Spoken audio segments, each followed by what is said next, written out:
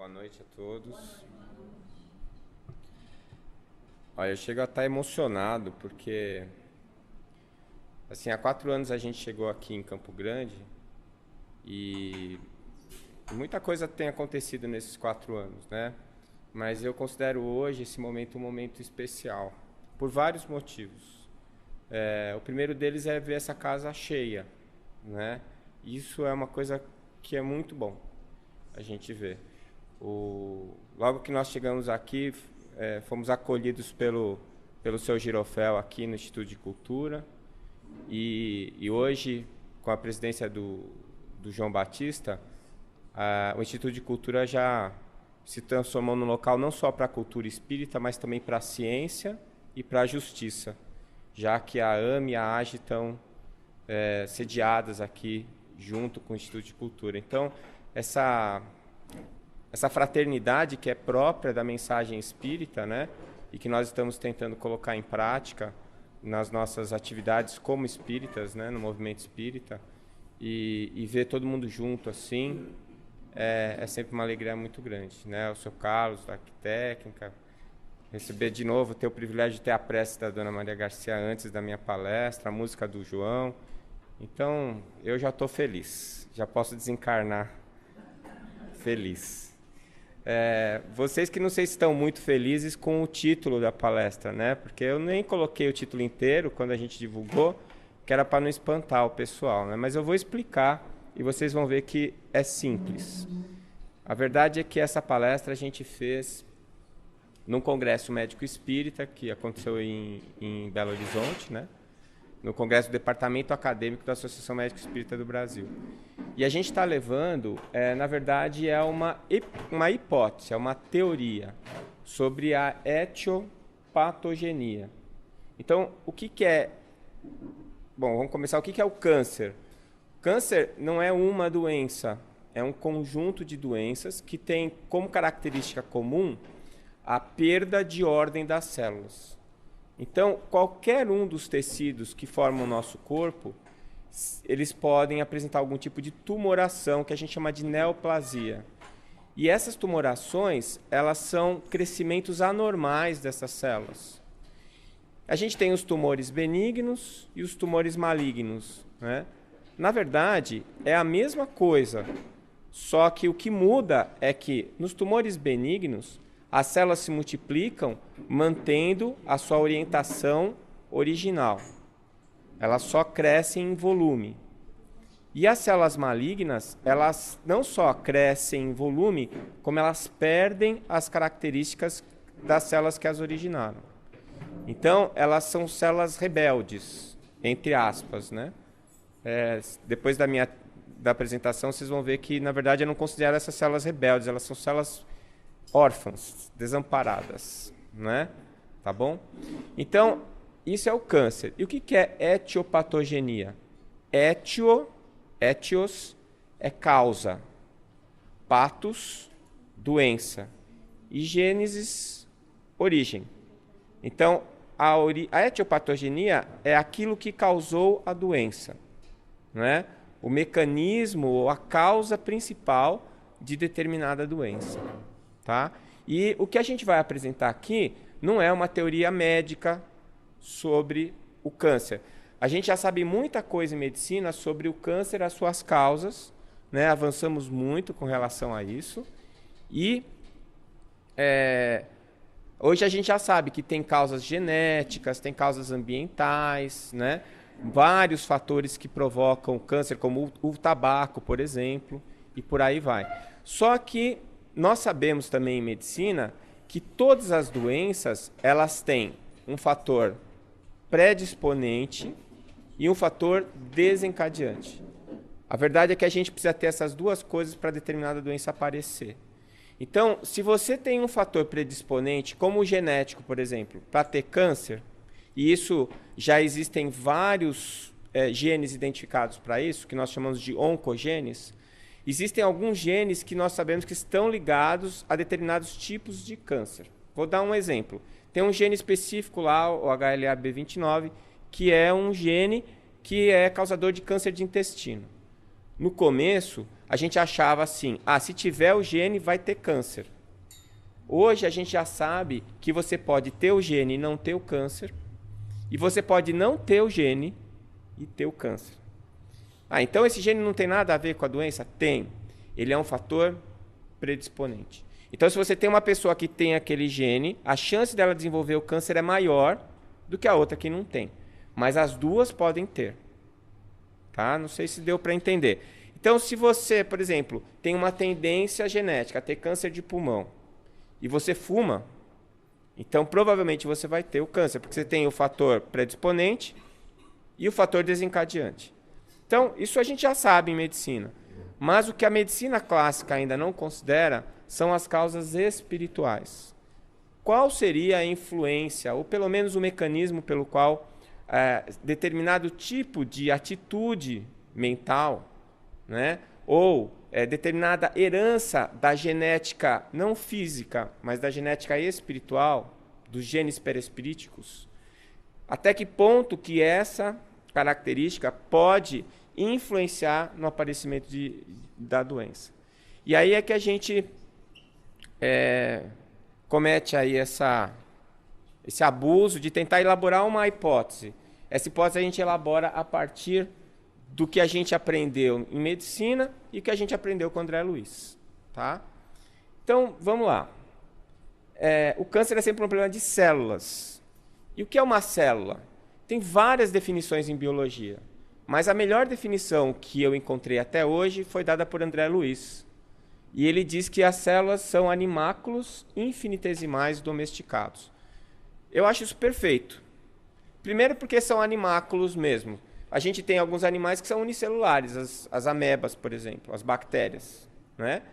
Infinitesimais porque a gente precisa de um microscópio para enxergá-las. E domesticadas porque elas estão formando um condomínio, cujo síndico somos nós. Então essas células, elas estão agrupadas, formando tecidos. Os tecidos estão arquitetados para formar os órgãos estão associados para formar os sistemas que mantêm a vida e as funções do corpo biológico. Então essas células, elas funcionam como se fosse um condomínio, como se fosse uma comunidade que precisa de ordem, de organização e de orientação para que cada uma faça exatamente o que ela tem que fazer. Por isso, domesticadas. Tá? André Luiz, no livro Evolução em Dois Mundos, deixa isso muito claro. Então, estas células, na medida em que elas estão fazendo parte do nosso corpo, elas aguardam instrução, elas aguardam ações que organizem não só a sua estrutura, que é a parte da anatomia e da histologia, quer dizer, como é que elas têm que se colocar, uma do lado da outra, uma em volta da outra, qual que chega perto de qual, os vários tecidos que vão formar, por exemplo, o coração.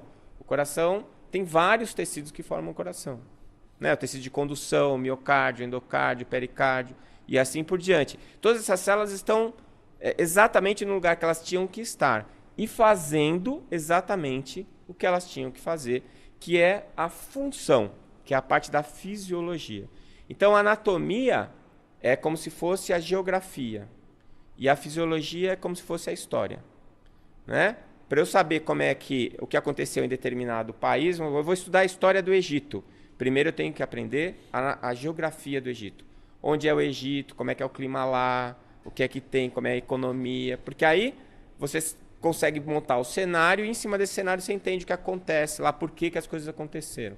A anatomia é assim, é a paisagem. E a fisiologia é o movimento, como as coisas funcionam. As células que formam o nosso corpo, elas estão muito bem orientadas quanto à sua estrutura e quanto à sua função. E quem é que organiza essas células, né? Elas precisam receber uma ordem, elas precisam receber o comando para saber o que elas têm que fazer, quando elas têm que fazer, em que momento, né? E essas ordens, esses comandos, eles precisam ser constantemente enviados. Se você tem uma empresa, essa empresa tem uma filial, e aí você monta essa filial tem lá um franchising da sua loja lá em outra cidade. Você precisa colocar um gerente para você lá. Mas esse gerente precisa receber todas as ordens da matriz. Se um belo dia para de chegar a ordem, ele já não sabe o que fazer. Né? Ele não sabe qual o rumo que a empresa está tomando, porque simplesmente não recebe informação. O que vai acontecer? Aquela filial que ficou isolada, que não sabe, não está mais recebendo o comando da central, ela vai perder as características da empresa. Né? Se a empresa tomar um rumo diferente, mudar a fachada, fizer uma liquidação, alguma coisa, a filial não vai fazer, porque não está sabendo o que está acontecendo. Então, essas células, elas precisam o tempo inteiro dessa ordem. Se essa ordem desaparece, elas voltam para o seu estado primitivo, que é o automatismo celular. Então, se eu pego uma célula do meu corpo, por exemplo, e faço uma biópsia, tiro essa célula do meu corpo, coloco num laboratório, no meio de cultura. E essa célula vai continuar viva lá. Né? Ela pode até se multiplicar, dependendo da célula que eu pegar. Mas o que vai acontecer com ela? Ela vai voltar para o seu automatismo celular, para o seu primitivismo. Ela vai se alimentar, ela vai produzir energia, ela vai eliminar as excretas e, dependendo da célula, vai se multiplicar. Mais nada. Mais nada. Por quê?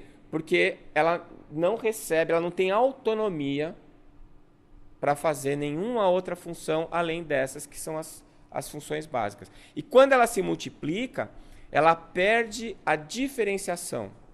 Ou seja, se era uma célula especializada em alguma coisa, na medida em que ela vai se multiplicando, ela vai perdendo essa diferenciação, ela vai se tornando uma célula comum. Né? E isso é uma coisa que até hoje a medicina ainda tem alguma dificuldade para explicar. Por quê? Quem dá a ordem, quem provoca a diferenciação, quem faz com que as instruções que estão lá nos genes se façam reais, se materializem na célula, é o comando que nós, espíritas, sabemos que vem do perispírito. Né? Então, precisa ter uma intencionalidade, alguém que comande esses animáculos infinitesimais. Porque a capacidade que eles têm é só dessas funções básicas, né, que garantem a sua sobrevivência. Então, a gente vai precisar entender a comunicação mente-corpo para começar a entender esses fatos, né, de diferenciação e função de cada uma das células que formam o corpo, o organismo de um ser pluricelular. O ser humano funciona desse jeito, mas os outros animais pluricelulares também funcionam desse jeito. A diferença é que quem comanda tem um nível de consciência mais baixo e, portanto, capacidades menos elaboradas, mas também funciona do mesmo jeito. Tá?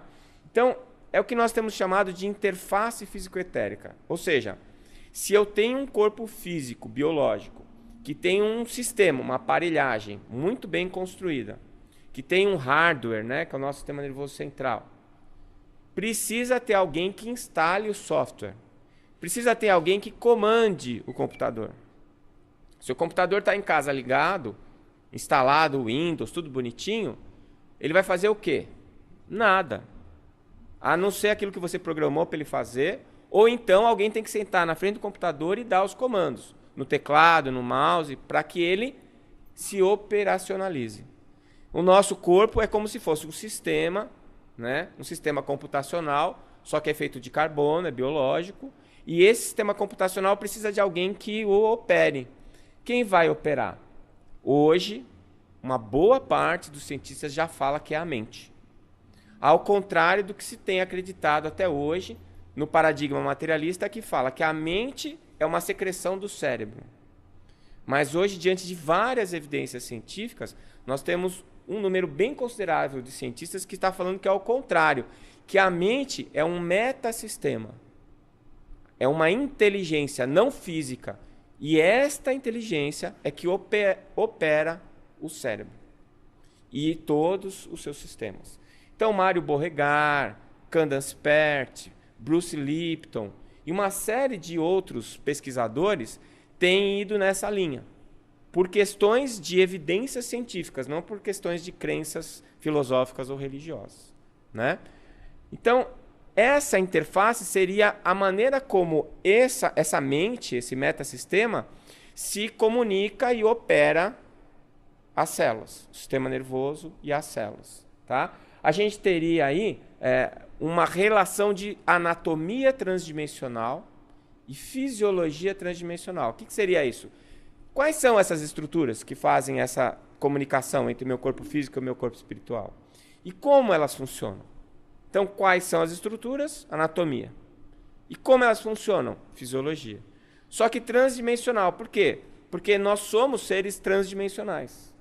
A gente existe em mais de uma dimensão ao mesmo tempo.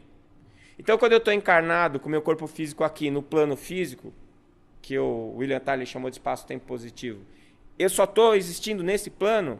Não. O meu perispírito é matéria quintessenciada. Já está numa outra dimensão, né? E o meu perispírito ainda não é a essência do que eu sou. Eu ainda tenho a alma, o princípio inteligente individualizado. E esse não sei nem em qual dimensão está. Então, na verdade, nós somos, no mínimo, transdimensionais. Mas eu acredito que nós somos multidimensionais. A teoria das supercordas fala em 10 dimensões mais o tempo. É bem provável que a gente ocupe uma boa parte dessas dimensões enquanto encarnados. E mesmo desencarnados, a gente continua tendo o nosso perispírito e o nosso espírito. Então, teria essas interfaces, essas estruturas de comunicação, né? E aí, a estrutura, o organismo espiritual seria o perispírito. E enquanto encarnados, além do perispírito, a gente teria o duplo etérico, que faria essa interface, que é composto de ectoplasma. Ectoplasma eu digo que é matéria de transição. Por quê? Porque o ectoplasma é matéria espaço-tempo negativo, ela é quintessenciada. Mas, em alguns momentos, você consegue materializar esse ectoplasma, né? Os processos de materialização mostram isso, né? William Crookes e tantos outros pesquisadores que fizeram materialização. O que é aquilo ali? É ectoplasma. Mas você consegue fazer ele se tornar matéria visível, tangível, né? E depois essa matéria vira o quê? Quando acaba a ação dos espíritos sobre ela? Ela volta para onde veio. E aí você deixa de ver ela de novo. Então, é a matéria de transição. Ela é que é o tijolo dessa interface físico-etérica, né? E o corpo físico. A parte que está mais perto do pretérico são os meridianos acupunturais. Eu não sei se todos vocês sabem, mas eles já foram identificados, inclusive em microscopia eletrônica, na década de 60, né, por um pesquisador chinês chamado Qin Bonghan. Então, o Qin, ele mostrou que aquilo é real, é físico, e inclusive com experimentos que chegaram ao ponto de identificar os canaizinhos. Então, não é coisa da cabeça de chinês, não. Inicialmente, mas muito inspirados, porque muitos anos depois a gente foi capaz de demonstrar que aquilo ali é verdade, né?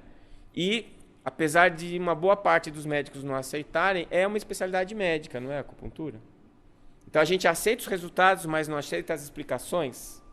É meio incoerente isso. Então, se a gente acredita na homeopatia, porque é especialidade médica, a gente tem que acreditar em vitalismo, porque é uma terapêutica vitalista. O vitalismo fala de ectoplasma, fala de vibração, fala de energia. A acupuntura é a mesma coisa. Então, apesar da gente não admitir publicamente, os médicos de uma maneira geral, o fato do Conselho Federal de Medicina acolher essas especialidades como especialidades médicas é a admissão de que funciona, né? Então, a gente teria essas estruturas aí. Depois, as células do sistema nervoso central, que seriam as células mais diferenciadas, né? Que estariam mais diretamente ligadas ao nosso espírito. Hoje a gente sabe, porque há 60 anos atrás, quando o Chico Xavier psicografou Evolução em Dois Mundos, ele teve a ousadia de escrever lá que as células eram comandadas pelo citoplasma. Numa época em que todo mundo aprendia na escola, na faculdade, que quem comandava a célula era o núcleo. E naquela época foi até ridicularizado por alguns. Hoje, 2013, Já faz aí pelo menos uns 5 anos que a gente sabe que o comando da célula está no citoplasma, não no núcleo. Outra coisa que ele falou há 60 anos atrás é que era através dos centríolos que o espírito se manifestava na célula. Coisa que parecia assim mística. E hoje nós já temos alguns pesquisadores, entre eles o Dr. Jeffrey Satinover, que falam que os microtúbulos, que são as estruturas que formam esses centríolos, são amplificadores do sinal quântico. E que a mente se manifesta na célula a partir dessas estruturas. Então, assim, para os que ainda, eu já li isso algumas vezes, falam os erros da obra de André Luiz, eu recomendo cautela, não é? Para falar que o André Luiz errou. Porque quando ele lançou esse livro há 60 anos atrás, era até meio caricato o livro, parecia ridículo. E hoje, 60 anos depois, a gente percebe que ridículos eram aqueles que criticavam, não é? Porque ele está absolutamente certo. Então, na obra de André Luiz, na minha visão, é assim, é o que já está comprovado e que estava certo, e o que ainda não está comprovado, mas que está certo. Né? Então, é uma questão de tempo e nós vamos chegar lá. Né? Então, essa comunicação mente-corpo, que está sendo hoje estruturada de uma maneira bastante segura por esses pesquisadores, que eu citei para vocês, e tem outros, é uma nova forma de entender a saúde. Por quê? Porque a gente começa a perceber a mente como causa da doença, pois é a mente que comanda as células. Né? Então, uma malformação congênita, por exemplo, que parecia uma injustiça de Deus, né? Entre aspas, porque se Deus é infinitamente bom e justo, não pode ter injustiça.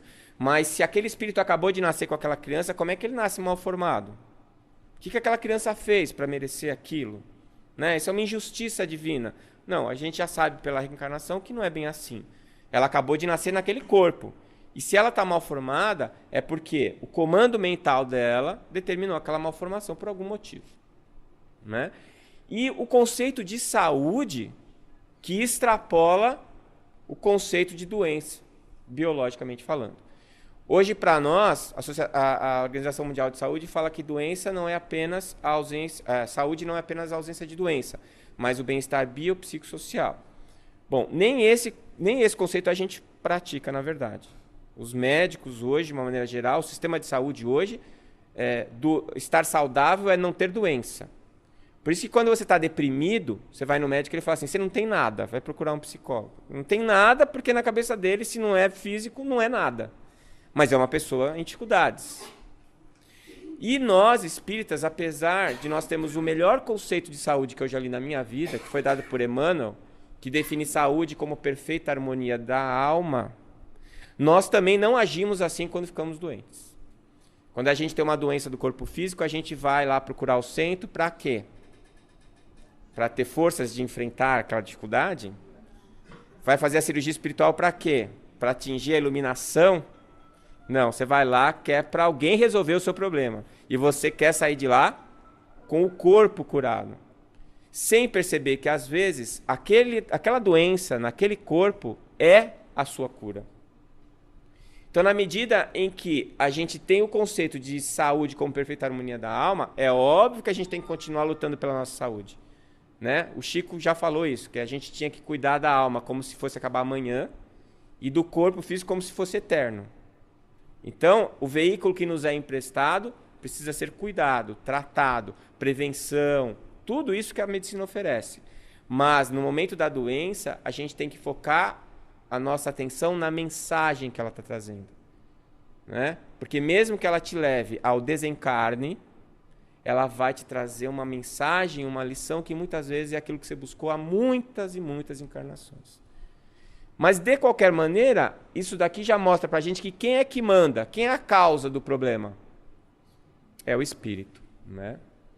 Portanto, nas casas espíritas se faz a medicina mais avançada que eu conheço.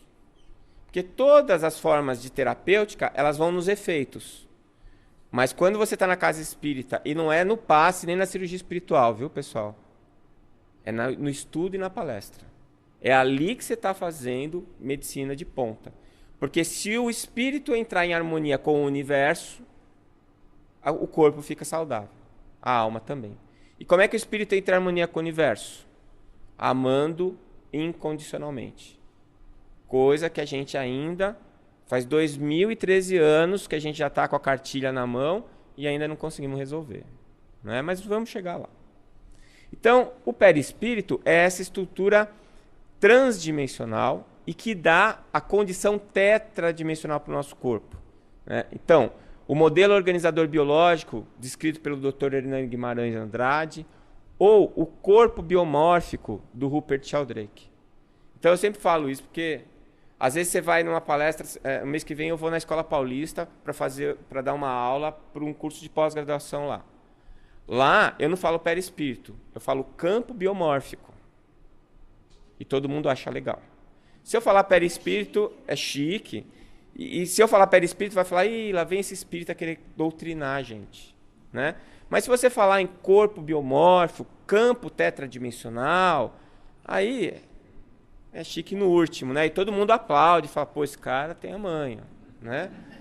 Então a gente usa a linguagem de acordo com a possibilidade. Por isso que eu digo, é muito mais fácil falar de medicina para vocês, que são espíritas, do que explicar o espiritismo para os médicos. Né? Mas, de qualquer maneira, a conduta, o raciocínio, como é um raciocínio lógico, racional, e hoje em dia, depois de tantos anos, já com muitas provas científicas, então fica muito mais fácil a gente conseguir falar dentro da universidade desse mesmo assunto. Mas é esse perispírito aí que é muito importante, porque ele é o molde que vai orientar as células. Então a gente fala que o duplo etérico é a cópia do corpo. É o contrário. O corpo é a cópia do duplo etérico.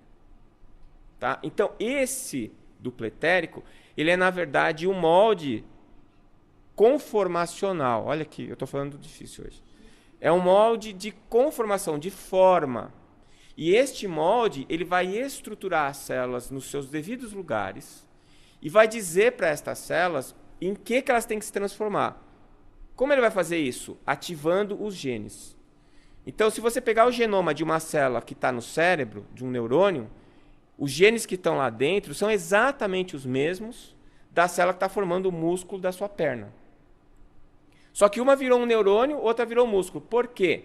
Porque receberam instruções diferentes, que ativaram determinadas enzimas naquela célula, que virou um neurônio, e naquela outra que virou o músculo.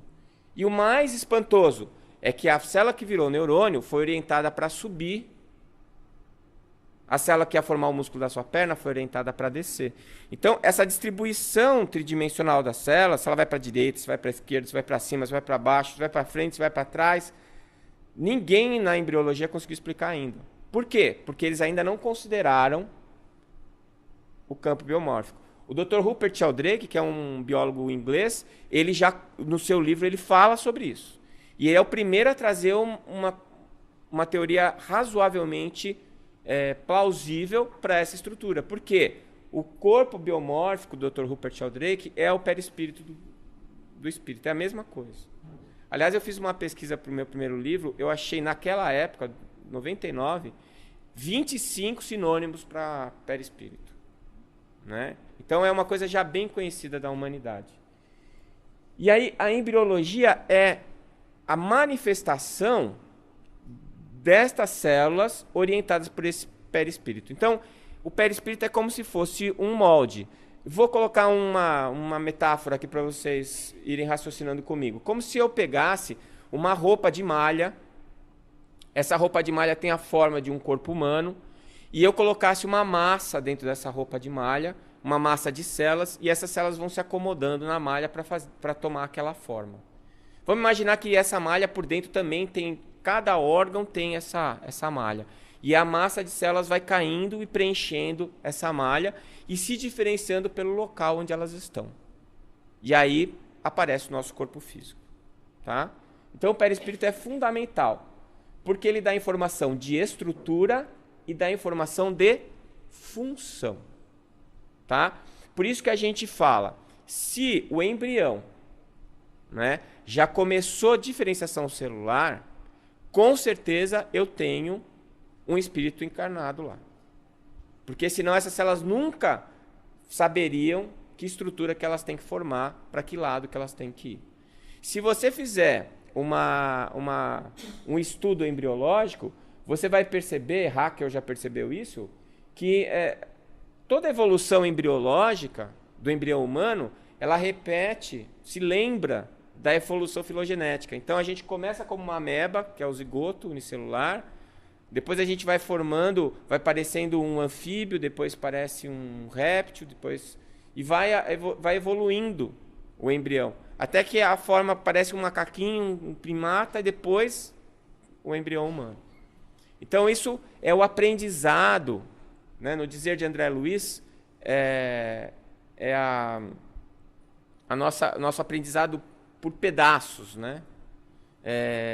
Eu esqueci o termo que o André usa agora, já vou lembrar. Como se fosse um mosaico.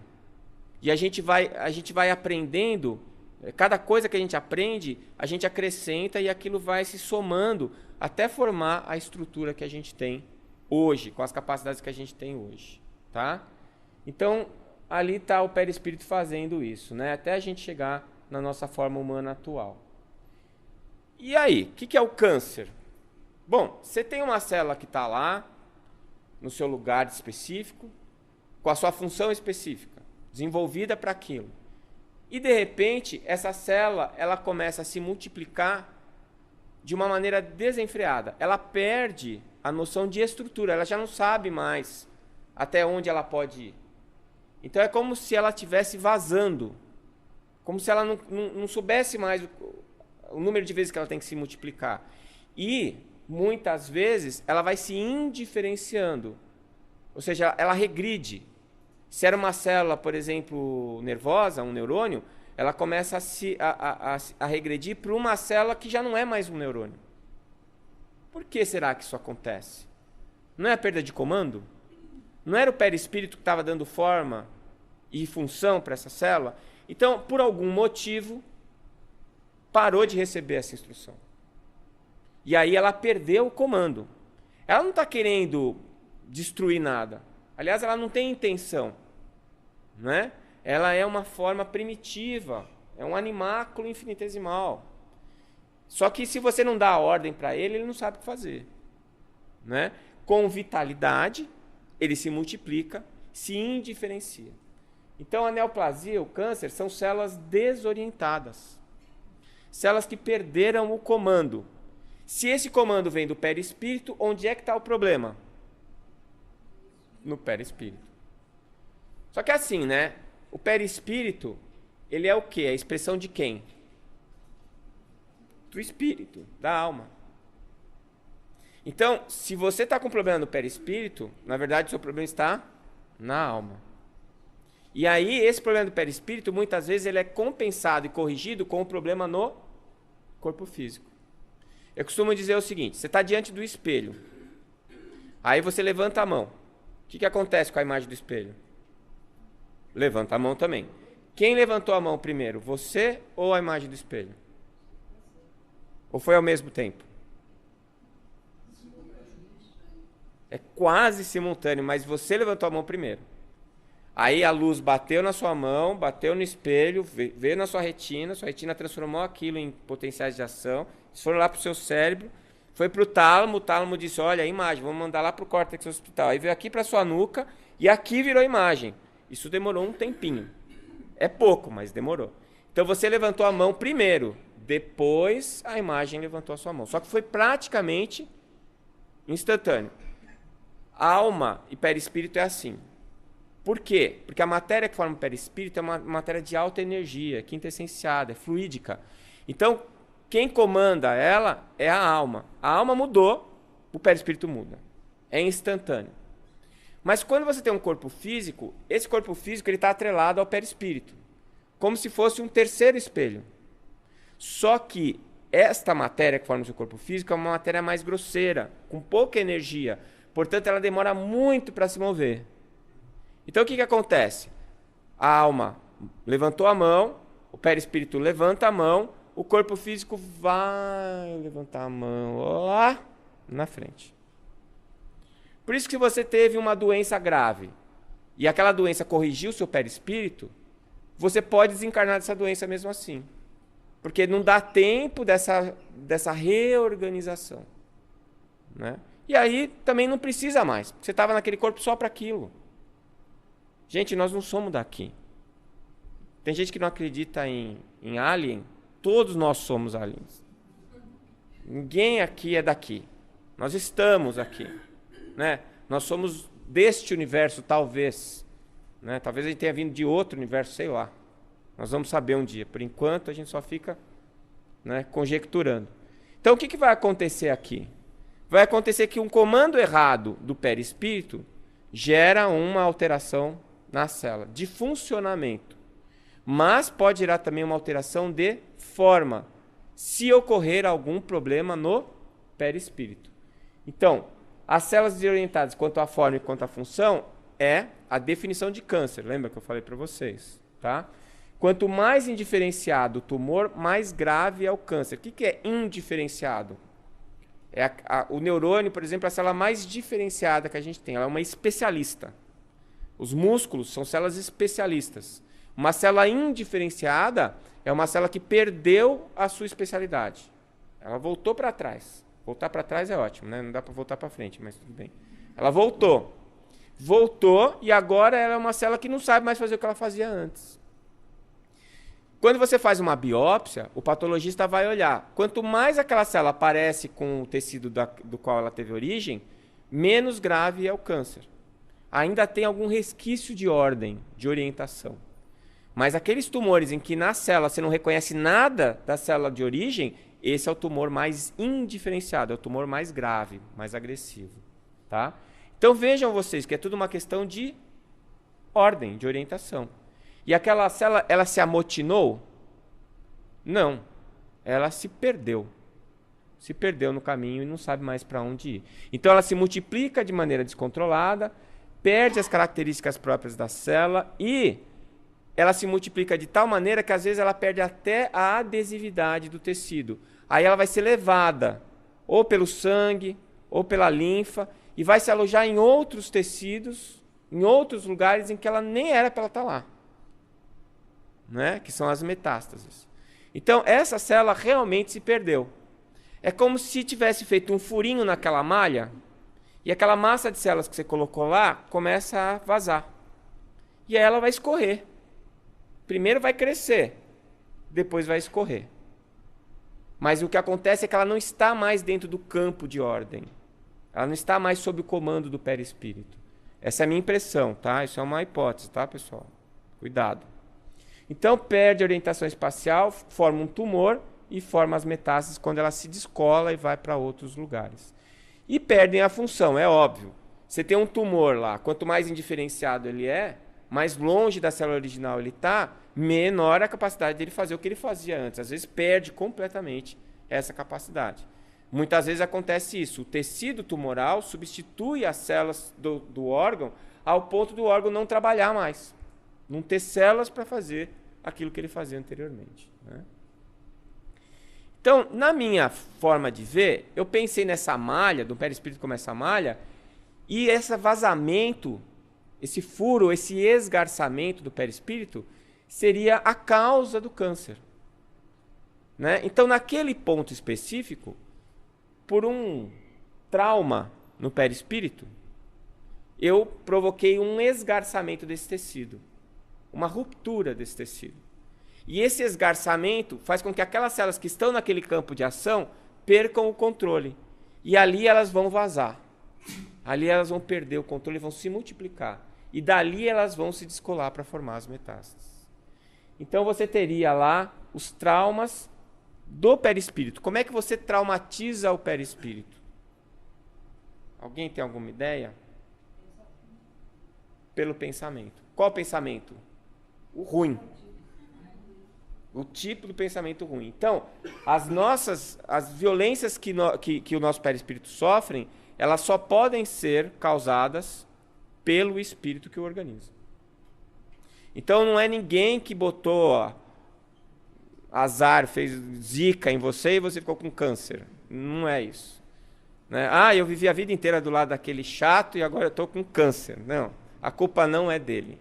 Ele pode ter sido o fator desencadeante, mas você tinha o fator predisponente e aceitou a ordem, né?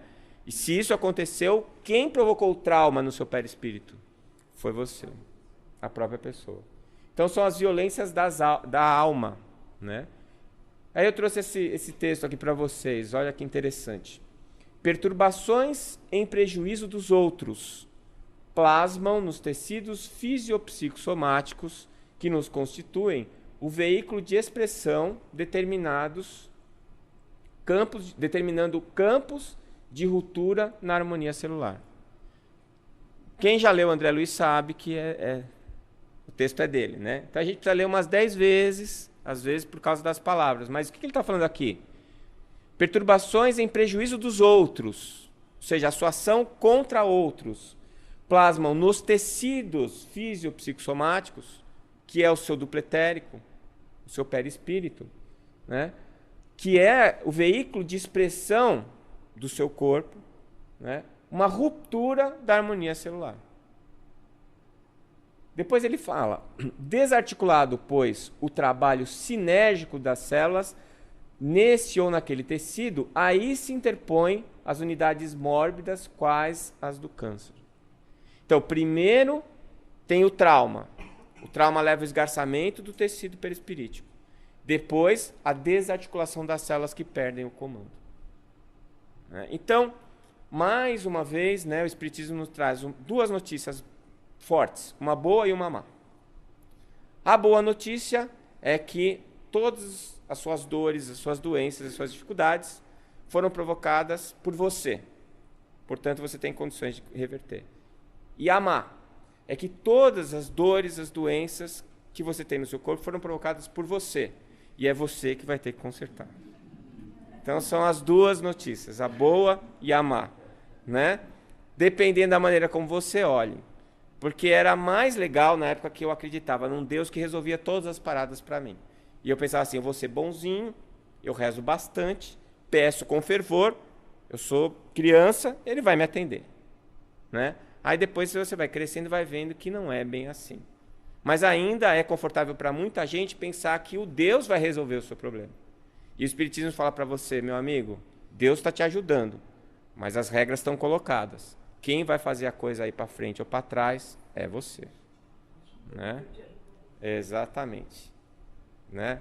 Busque e achareis, né? Se você plantar arroz, assustadoramente vai crescer arroz, né? E é assim que a gente vai levando a vida. O Espiritismo traz o comando da sua vida para a tua mão.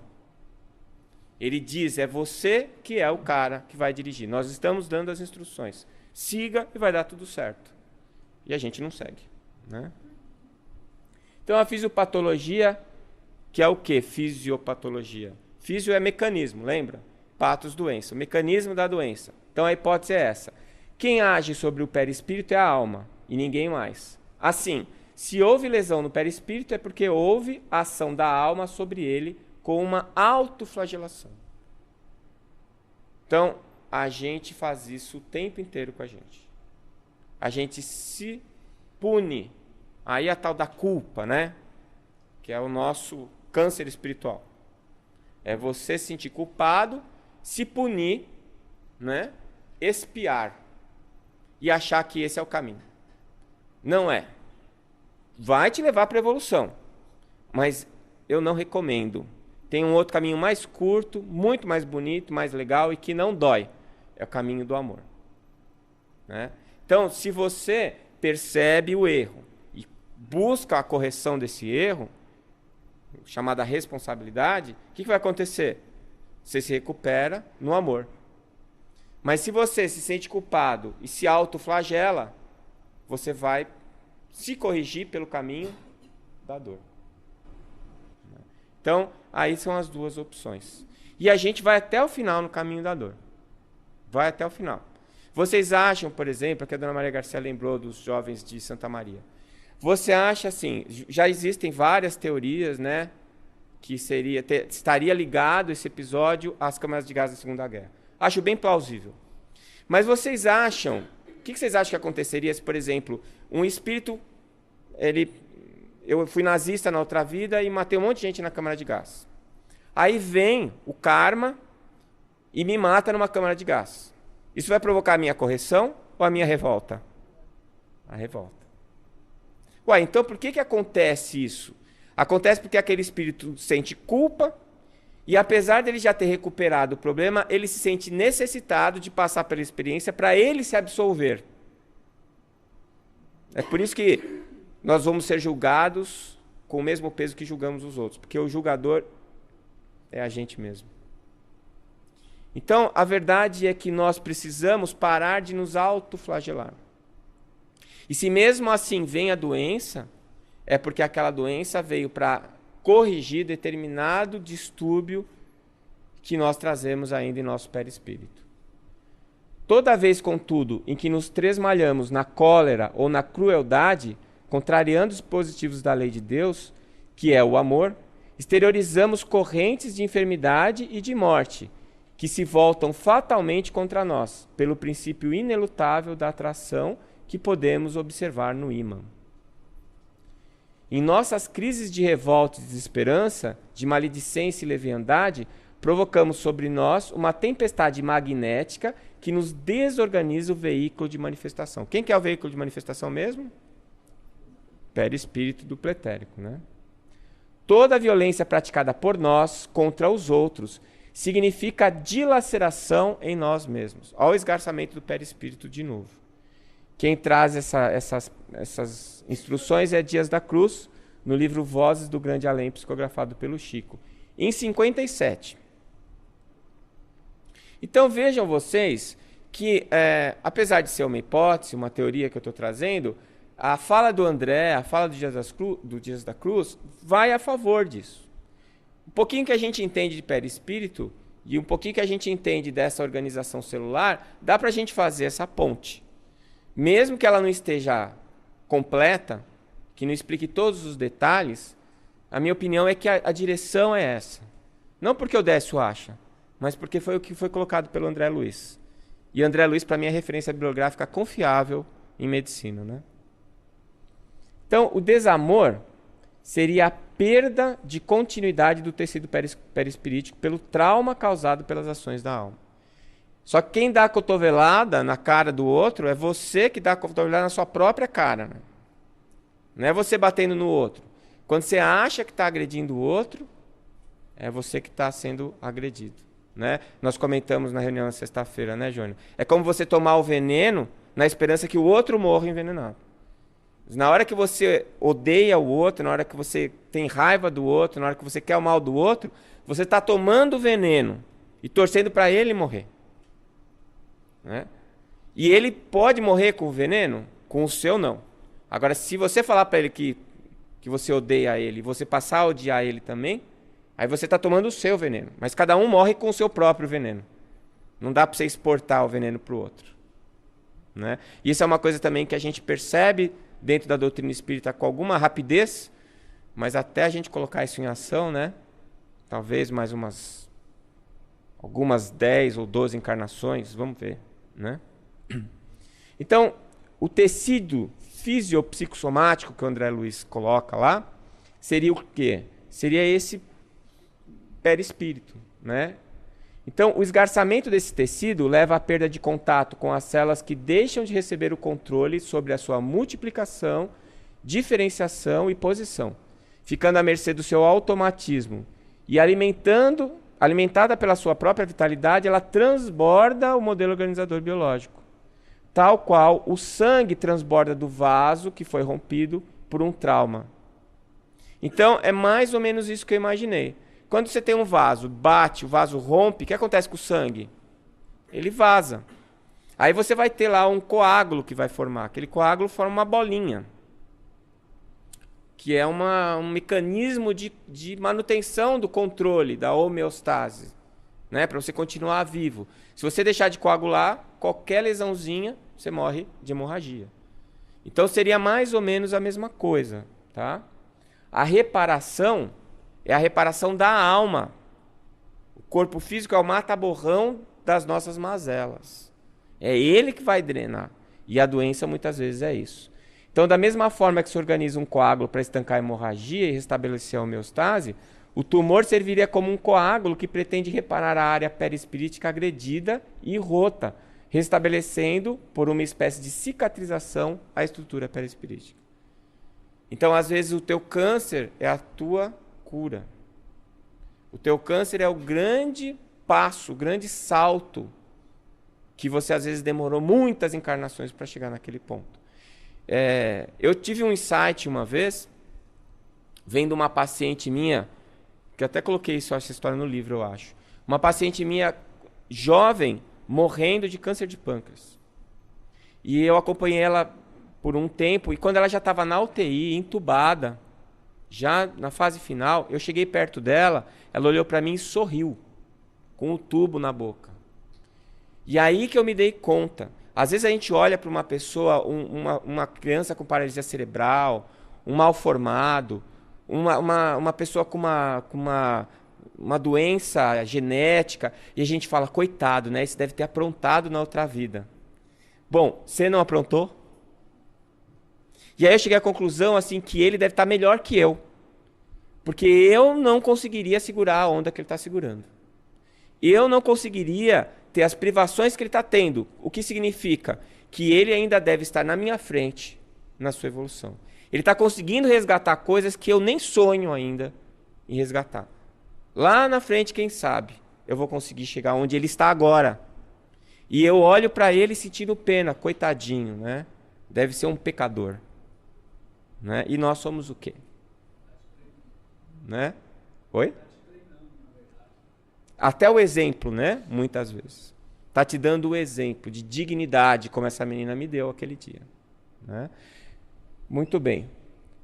E aí, essa ruptura perispirítica desse tecido fisiopsicossomático vai provocar o tumor.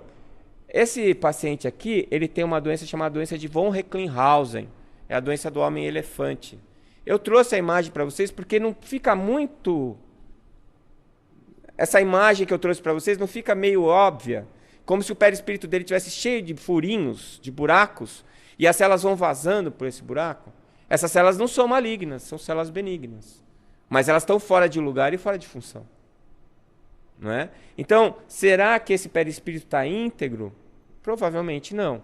Mas será que é porque ele é uma pessoa muito ruim? Não, porque ele está nessa situação e ele está vivendo neste momento essa prova que com certeza está ensinando para ele alguma coisa importante. Né? Ação e reação. É uma lei divina, né? Portanto, imutável. O grau da lesão é proporcional ao trauma e é proporcional também ao tempo de recuperação. Então, quanto mais grave a sua lesão perispirítica, o que significa dizer, quanto mais distante da ação de amor for o seu ato, quanto mais desequilibrada for a sua conduta, maior é a força de impacto sobre o perispírito e, portanto, maior o tamanho do estrago no tecido. E o tempo de correção vai ser mais demorado e a gravidade também vai ser maior. Um leve esgarçamento provoca um tumor benigno. Um esgarçamento mais grave, um tumor maligno. Né? E aí a diferença entre as neoplasias benignas e malignas. E essa ruptura, ela pode ser imediata ao trauma ou ela pode ocorrer em dois tempos. Em medicina a gente fala ruptura em dois tempos. Primeiro tem o trauma, forma o aneurisma, mas ele não rompe. Aí depois lá na frente ele rompe e aí a pessoa morre. Então é uma ruptura em dois tempos. Então o trauma pode provocar uma ruptura aguda e aquilo se manifestar imediatamente nessa vida. Ou esse trauma te provocar um esgarçamento que você vai levar para o próximo corpo. E aí no próximo corpo ele se manifesta. E aí seria uma ruptura em dois tempos. Então, com uma fragilização inicial desse tecido, você pode romper ele mais precocemente ou mais tarde. Né? Vai depender de todos os fatores que estão envolvidos ali. Inclusive os fatores ambientais, fatores genéticos, etc. Tá? Então, os fatores predisponentes vezes os fatores desencadeantes, que é o que vai provocar ou não o aparecimento da doença.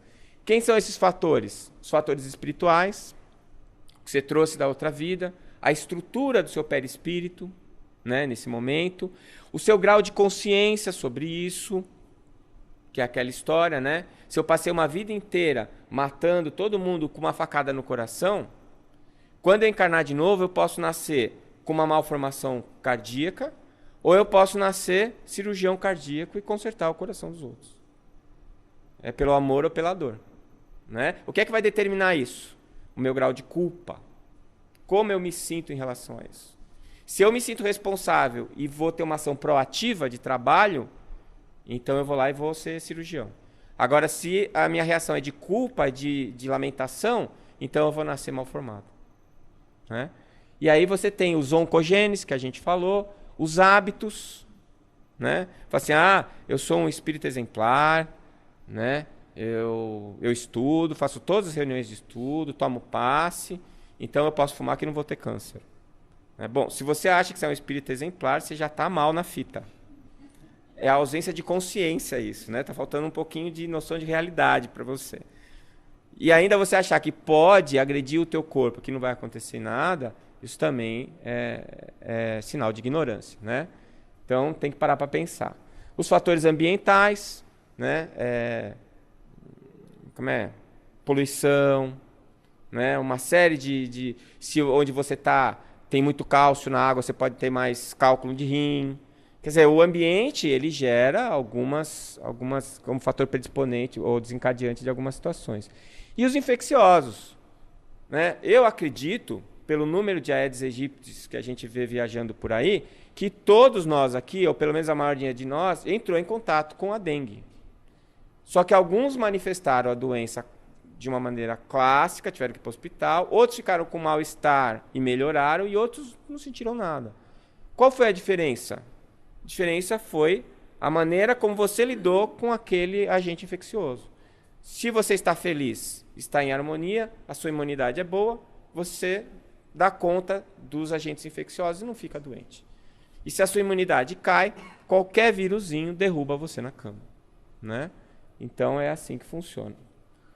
Quando o doente, porém, adota um comportamento favorável a si mesmo, as forças físicas encontram sólido apoio nas irradiações de solidariedade e reconhecimento, conseguindo circunscrever a disfunção aos neoplasmas benignos, que ainda responde à influência organizadora do tecido adjacente.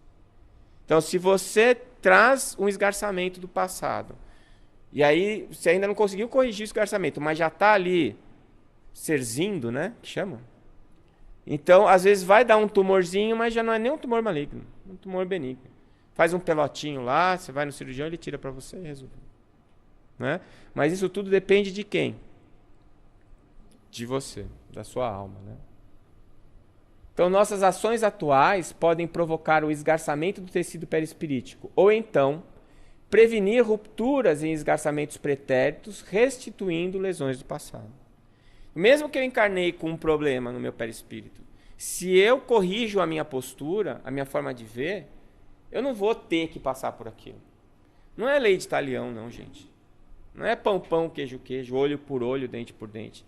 A gente tem que se livrar desse modelo de Deus punitivo, vingativo. Não é nada disso.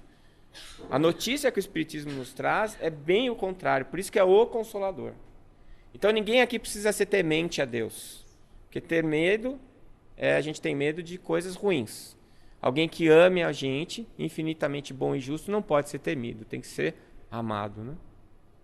Então a conclusão que a gente chega é essa. Que as neoplasias não são castigos ou punições divinas. São processos de reconstrução da nossa estrutura espiritual. Assim como a coagulação impede a exsanguinação e dá início ao processo de cicatrização dos tecidos após um trauma e lesão dos mesmos. Então, muitas vezes, esse câncer veio para estancar uma hemorragia de fluidos, de energia, que foram provocadas por uma ruptura que você gerou pela sua improvidência, pela sua ignorância, às vezes, pela sua forma de vir e de viver a sua vida. Então, o caminho qual que é? Orai e vigiai. A gente já sabe como é que tem que fazer, mas a gente ainda não sente. Né? O aprendizado, ele primeiro é um aprendizado racional. Primeiro a gente entende como é que as coisas funcionam. Por isso, a vantagem da fé raciocinada. Ela não te pede para aceitar aquilo, ela te explica por quê. E aí você entende. Eu acho que nós estamos nesse ponto. Se fosse só isso, a gente já era tudo anjinho aqui. Já tinha todo mundo desencarnado, não precisava mais estar aqui. Né? Mas não, a gente ainda está claudicando, a gente fica ainda tropeçando nas nossas dificuldades. Por quê? Porque a gente sabe, mas não sente. A gente sabe que não pode falar mal, mas sabe como é que é? Toma um cafezinho, a vizinha também não ajuda, né? Ela só faz bobagem, você acaba falando mal, né? Vai para o centro espírita com uma aura gigantesca, 3 quilômetros. O cara te fecha, você, ô irmão, vai com Deus. Aí saiu do centro espírita, tomou a mesma fechada, você já não manda ele para o nosso lar, né? Você já manda ele para outro canto. Né? Então é assim, a gente ainda tem essa dificuldade. Então qual é o segredo? Bom, já que a gente sabe, a gente precisa prestar atenção. E todas as vezes que a gente estiver escorregando, né, a gente tentar se colocar no lugar. Então já me falaram isso lá em Goiânia, né, que eu falei sobre isso lá. Não é orar e vigiai. Vigiai e orai. Você vigia para não cair no erro. Se caiu, vamos orar, né, gente? Porque não tem outro jeito por enquanto, né? Mas esse é o caminho. Então nós já estamos bem na fita, porque a gente já sabe o que tem que fazer. O próximo passo é pôr em prática, né? E isso a gente vai conseguir com treino, esforço. É 1% de inspiração e 99% de transpiração. A boa notícia é que já temos um 1%, né? Gente, muito obrigado.